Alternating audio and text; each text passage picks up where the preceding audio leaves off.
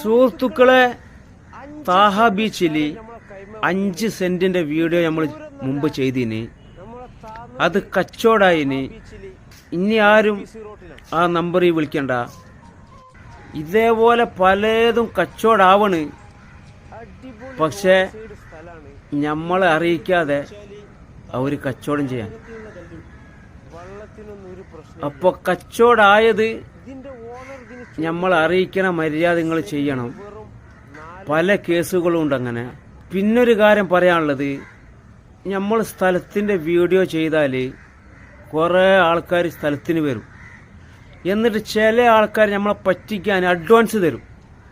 അത് നമ്മളെ കിണച്ചിടലാണ്. എന്നിട്ടോ അവർ കുറച്ച് കഴിഞ്ഞാൽ ആ കച്ചവടത്തിന് ഒഴിയും. അഡ്വാൻസ് തന്നാലും വേറെ ആൾക്കാർ വിളിക്കുമ്പോൾ നിങ്ങൾ പറയണം, നിങ്ങൾ വെയിറ്റ് ചെയ്യ്, ഒരാൾ അഡ്വാൻസ് തന്നതിന് ഇനി അയാൾ പൈസൻ്റെ എന്തെങ്കിലും മാഞ്ഞാളം കളി കളിച്ചാൽ കച്ചവടം ഒഴിയും. അപ്പോൾ നിങ്ങൾ വെയിറ്റ് ചെയ്യുമെന്ന് പറഞ്ഞുകൊണ്ട് ആ നമ്പറെല്ലാം നോട്ട് ചെയ്ത് വെക്കണം. അതേപോലെ നമ്മൾ അങ്ങോട്ടും ഇങ്ങോട്ടും അഡ്ജസ്റ്റ് ചെയ്താലാണ് കച്ചവടം നടക്കൽ. അഡ്ജസ്റ്റ് ചെയ്തതെല്ലാം കച്ചവടം നടന്നതിന്, അഡ്ജസ്റ്റ് ചെയ്യാത്തതാണ് അങ്ങനെ കിടക്കണേ.